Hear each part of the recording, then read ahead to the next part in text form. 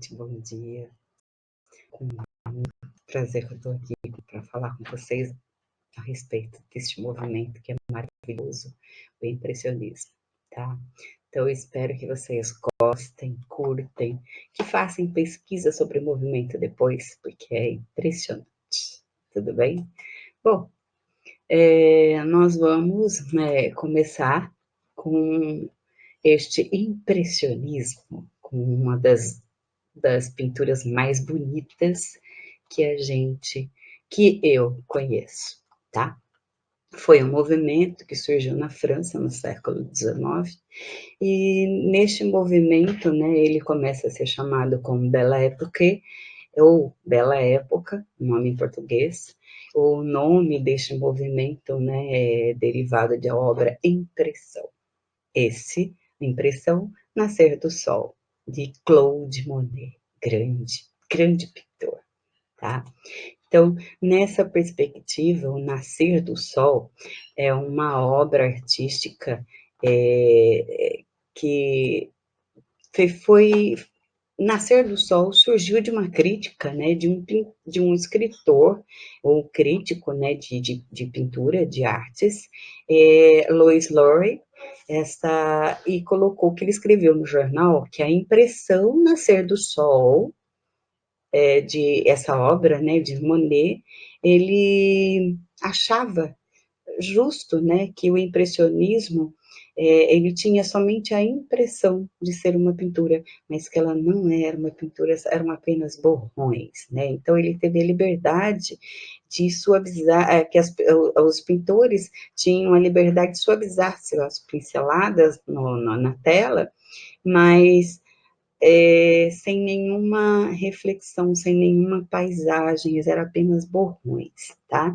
Então, Nascer do Sol é uma cena marítima, uma cena, é um pôr do sol, né, na verdade, belíssima obra, né, de Claude Monet. Então, aí está, essa obra.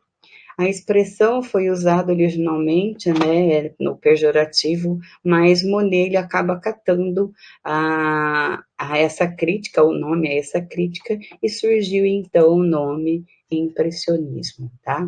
A pintura ele teve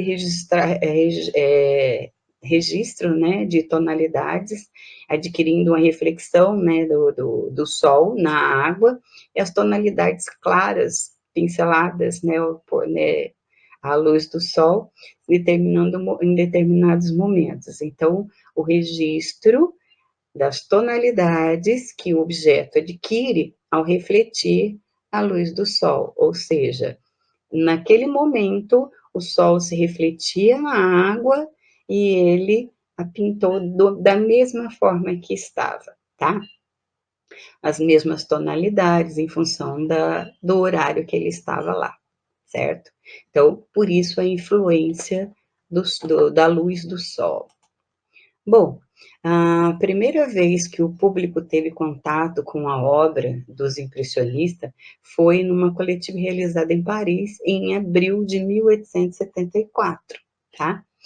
Esta aparição, né, onde o público esteve presente e a crítica reagiu muito mal às obras dos impressionistas, pois eles ainda se mantinham fiéis, né, às regras da academia das pinturas anteriores, tá?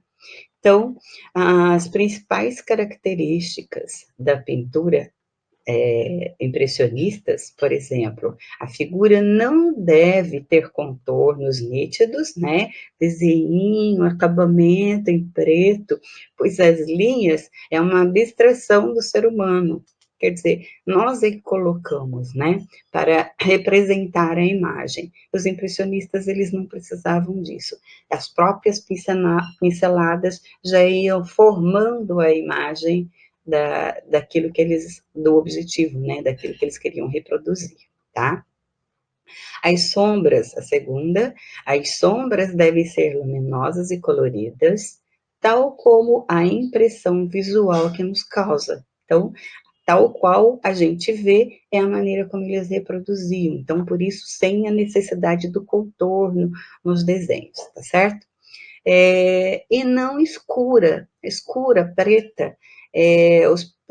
Os pintores, né, impressionistas, eles achavam que na natureza, contorno, não existe contorno preto. Existem tonalidades, né, vermelhadas, violeta, tá?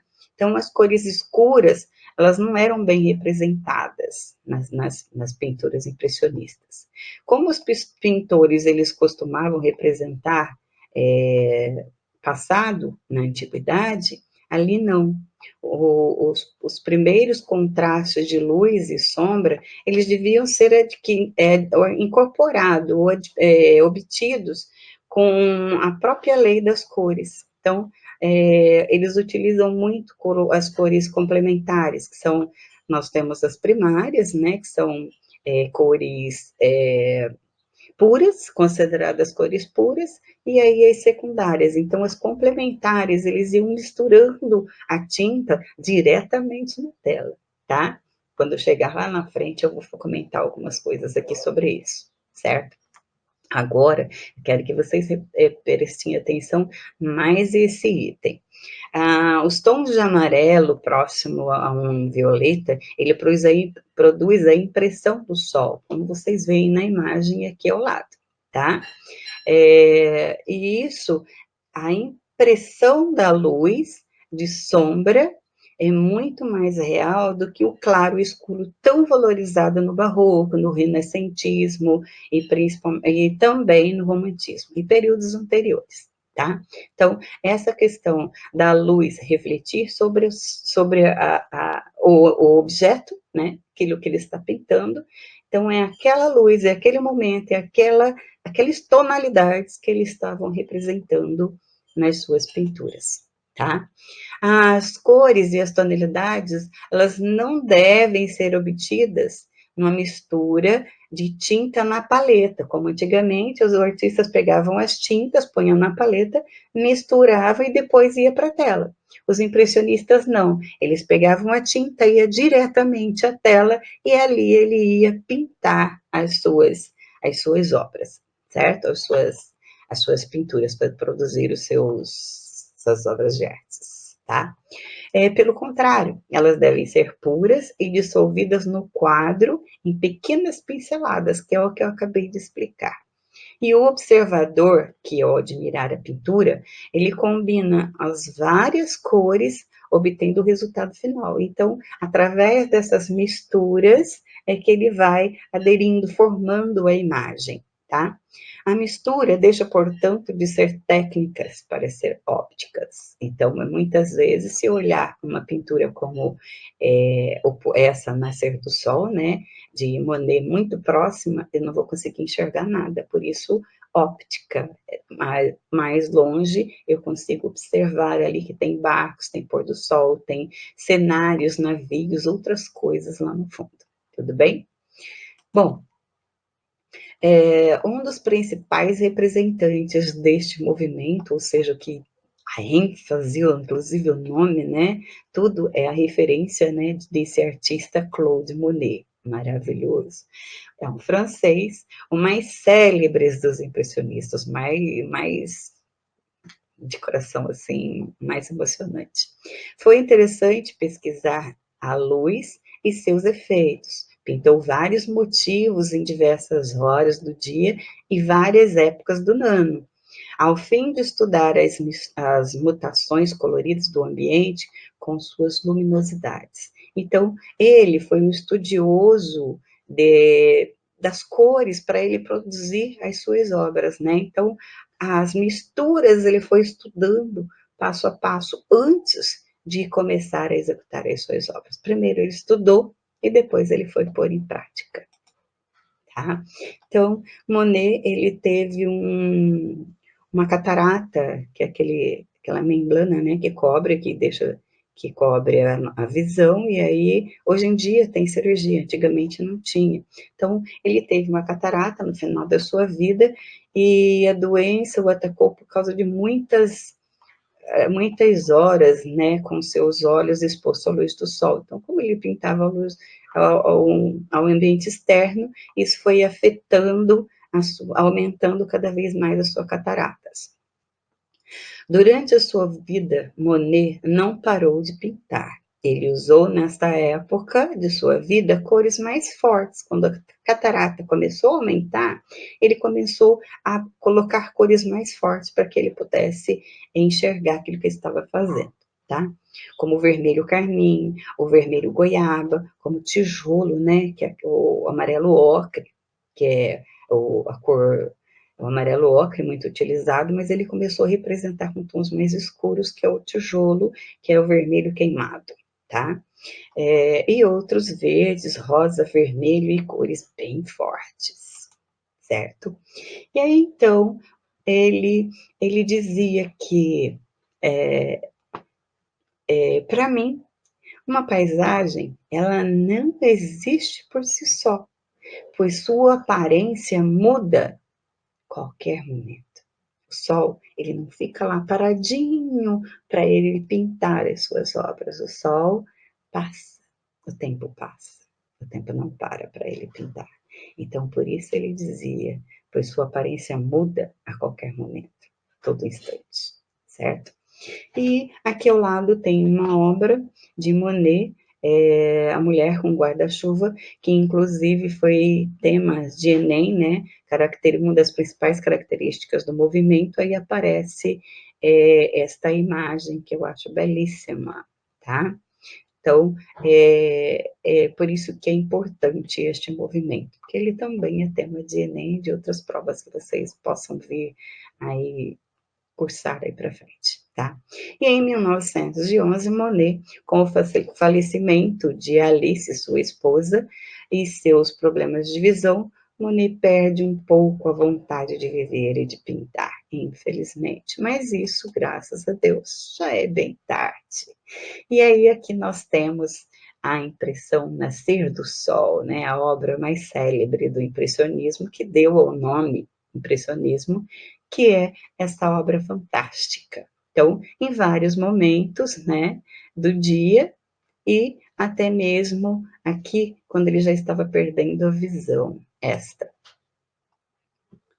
E agora nós vamos falar mais um pouquinho sobre um outro pintor, assim, esplêndido, né, deste movimento, que acompanha Monet por muito tempo. Dizem que quando eles iniciam as pinturas, né, ao ar livre, Auguste Monet, ele já era um pouquinho melhor de vida, e Monet não era assim também, então diz que Monet, o dinheiro que ele conseguia, ele comprava suas tintas, seus pincéis e suas telas para ele trabalhar. E dizem até que o Renoir, por favor, não Renoir, tá? Cuidado lá. Que ele chega a levar comida, né, pro Monet, para que eles continuassem o trabalho ao ar livre.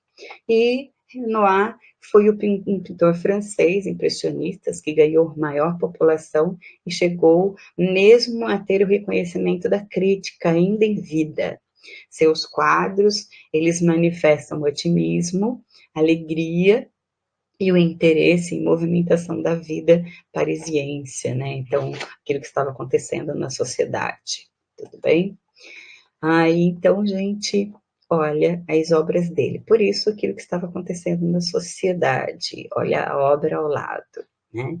Então, Monet, ele pinta corpos femininos com formas puras, incensas, né? E um erotismo, a sensualidade, né? Da mulher aqui do lado, debruçada sobre o corrimão. Então, tem todo um lado, assim, um visual com muita alegria, com muita vivacidade, com muita vida, né?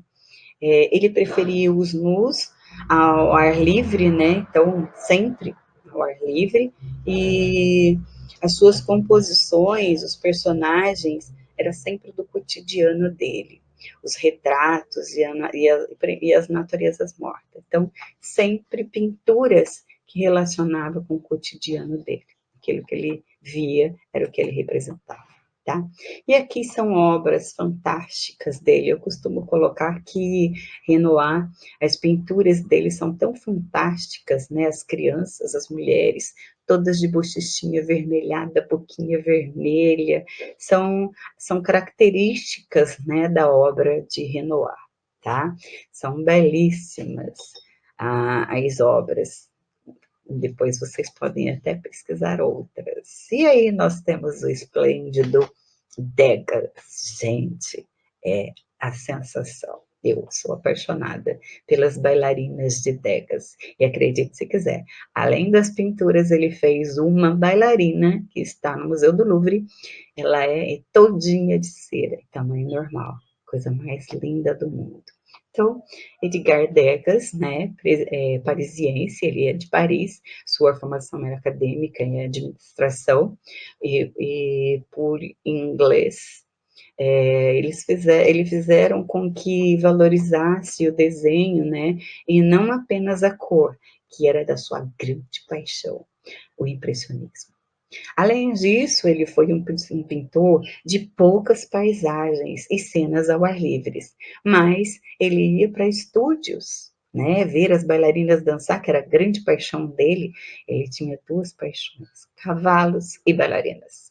E aí ele ia para os estúdios ver as bailarinas dançarem, né, em seus rodopiares, e aí ele gravava as cenas que ele queria, ia para o estúdio e começava a fazer o esboço para pintar as suas telas.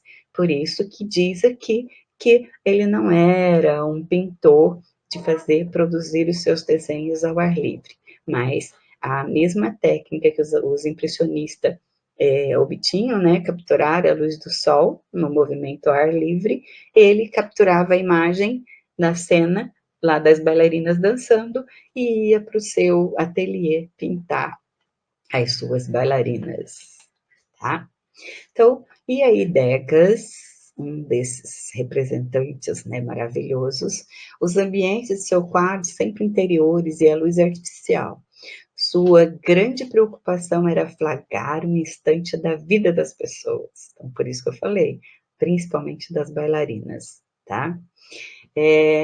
Aprender o momento do movimento e do corpo, ou vamos dizer, da expressão do rosto, né? Então ele não tinha